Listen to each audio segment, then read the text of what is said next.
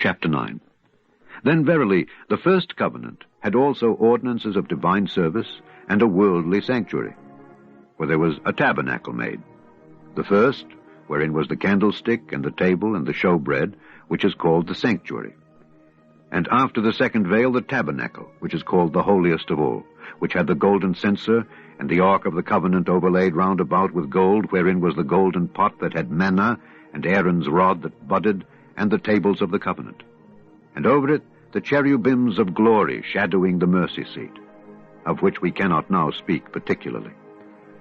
Now when these things were thus ordained, the priests went always into the first tabernacle, accomplishing the service of God. But into the second went the high priest alone, once every year, not without blood, which he offered for himself and for the errors of the people. The Holy Ghost, this signifying that the way into the holiest of all was not yet made manifest, while as the first tabernacle was yet standing, which was a figure for the time then present, in which were offered both gifts and sacrifices that could not make him that did the service perfect, as pertaining to the conscience, which stood only in meats and drinks, and divers washings and carnal ordinances imposed on them until the time of Reformation. But Christ being come and high priest of good things to come, by a greater and more perfect tabernacle, not made with hands, that is to say, not of this building, neither by the blood of goats and calves, but by his own blood he entered in once into the holy place, having obtained eternal redemption for us. For if the blood of bulls and of goats, and the ashes of an heifer sprinkling the unclean, sanctifieth to the purifying of the flesh, how much more shall the blood of Christ, who through the eternal Spirit offered himself without spot to God, purge your conscience from dead works to serve the living God?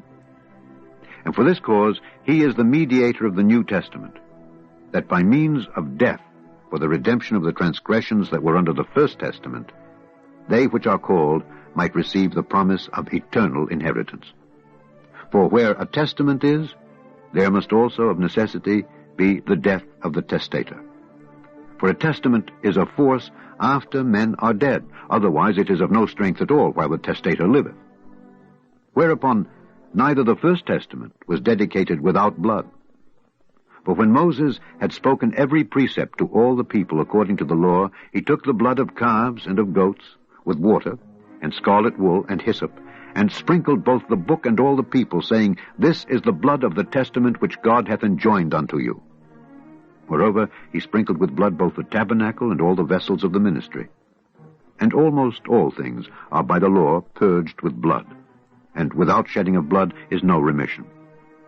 It was therefore necessary that the patterns of things in the heavens should be purified with these, but the heavenly things themselves with better sacrifices than these.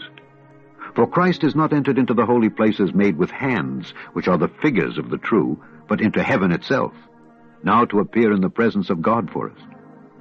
Nor yet that he should offer himself often, as the high priest entereth into the holy place every year with blood of others. For then must he often have suffered since the foundation of the world. But now, once, in the end of the world, hath he appeared to put away sin by the sacrifice of himself. And as it is appointed unto men once to die, but after this the judgment, so Christ was once offered to bear the sins of many, and unto them that look for him shall he appear the second time without sin unto salvation.